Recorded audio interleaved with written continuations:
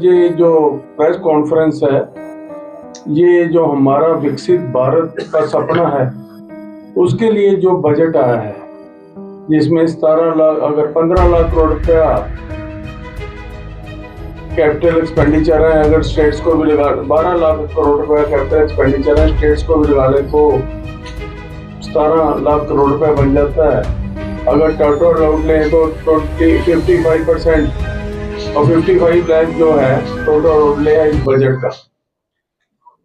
जैसे हमने डाटा के लिए 2047 तक टैक्स फ्री किया है, ऐसे ही बाकी जितने भी सेक्टर हैं, जैसे 7 सेक्टर टेक्निकल सेक्टर हैं, उनके हम पार्क बना रहे हैं। लेडीज के लिए, महिलाओं के लिए बहुत बड़ा इसमें रहते दिए हैं, ताकि पिछली बार हमने कहा था कि 10 लाख लखपति दीदी बनानी है, तो उससे भी ऊपर जाकर अब हमने टायर 2 टायर 3 में महिलाओं के लिए क्या क्या उद्यम लगाने हैं और कैसे उनकी आर्थिक दशा को सुधारना है, जब इस बजट में। आज हमारे बीच में स्पेशल दिल्ली से हमारे श्रीपाद नायक जी आए हैं, वो इस बजट के बारे में आपको बहुत डिटेल से बताएंगे, कैसे हमने जो हमारा सपना है 2047 तक विकसित भारत बनाना, और ये उसकी एक नींव है। तो आप देखते हैं इस बजट के बाद दुनिया का हमारे प्रति देखने का तरीका बदल गया, चाहे वो यूरोप हो चाहे अमेरिका। ये दर्शाता है इस बजट में कितनी जान है। ये हमारे प्रधानमंत्री जी की विजन है और उनकी लीडरशिप है कि आज हम एक वर्ल्ड लेवल पे खड़े हैं। देशवासियों के समक्ष केंद्रित बजट 2026-27 की उस ऐतिहासिक और परिवर्तनकारी रूपरेखा को प्रस्तुत करना मेरे लिए मैं गर्व का विषय मानता हूं। जो बजट पहली बार कर्तव्य भवन से प्रस्तुत किया गया पहला बजट है।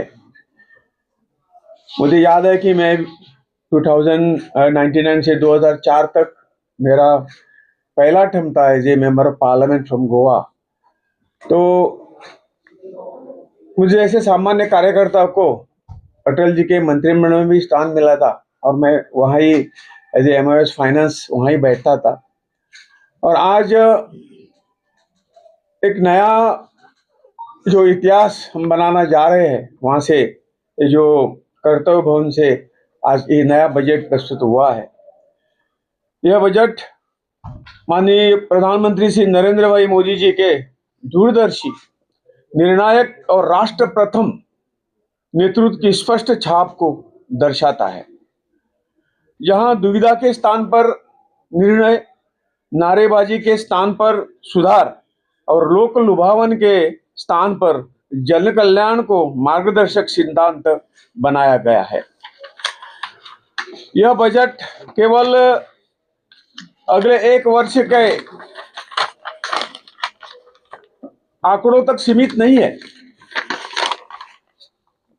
इसमें अगले 25 वर्षों का विजन, 5 वर्षों का स्पष्ट रोड मैप और 2026-27 की ठोस कार्य योजना इसमें सम्मिलित है। यह विकसित भारत 2047 हम जो कहते हैं, भाई साहब ने जो कहा, इसके संकल्प को साकार करने की दिशा में एक निर्णायक कदम है, जहां विकास केवल तेज नहीं बल्कि सतत, समावेशी और आत्मनिर्भर है। यह बजट 3 राष्ट्रीय कर्तव्य से प्रेरित है और यह पहला कर्तव्य यह है कि to accelerate and sustain the economic growth. आर्थिक विकास को गति देना, गति तो वही है, और इसे धारणीय बनाना, इसके पीछे का अर्थ तो वही है, ताकि वैश्विक अनिश्चितताओं के बीच में भी भारत की अर्थव्यवस्था सुदृढ़ और आघात सह अर्थात रेजिलियंस बनी रहे। यही उसका पीछे का अर्थ है। दूसरा कर्तव्य है to fulfil the aspiration of the people और कैपेसिटी बिल्डिंग। नागरिकों को, विशेषकर भारत की विशाल युवा शक्ति, उनकी क्षमताओं का निर्माण करना, ताकि भारत की समृद्ध यात्रा के मजबूत सहभागी बने। और तीसरा कर्तव्य जो है, to ensure the inclusive growth, सबका साथ सबका विकास, जो अपनी घोषणा है प्रधानमंत्री जी की, ये मंत्र है, ये मंत्र को आधुनिक प्रौद्योगिकी, प्रभावी सुशासन और समान अवसरों के साथ धरातल पर साकार करना, ये तीसरा कर्तव्य है। साथियों, प्रधानमंत्री जी के नेतृत्व में सरकार ने पिछले वर्षों में यह सिद्ध किया है कि फिस्कल डिसिप्लिन अर्थात राजकोषीय अनुशासन और सामाजिक संवेदनशीलता, ये दोनों साथ साथ चल सकते हैं।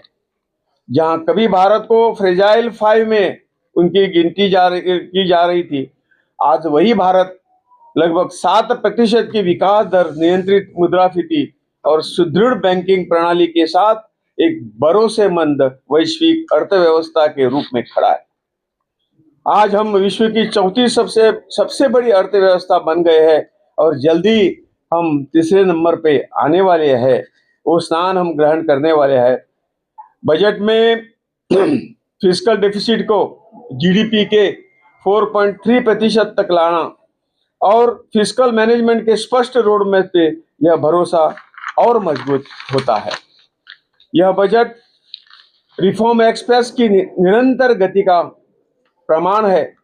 स्वतंत्रता दिवस 2025 के बाद 350 से अधिक सुधार लागू किए गए हैं। डीरेगुलेशन, अनुपालन, भारत में कभी और विश्वास आधारित शासन ने निवेश और नवाचार को नई ऊंचाई दी है। जन विश्वास अधिनियम 20 अपराधों के अपराध मुक्तिकरण के माध्यम से जीवन सुगमता बढ़ाना, जबकि उभरती प्रौद्योगिकी के लिए सेफ हार्बर प्रावधान भारत को innovation and investment friendly destination बनाएंगे। मध्यम वर्ग के लिए यह बजट सम्मान, सरलता और भरोसे का एक संदेश है।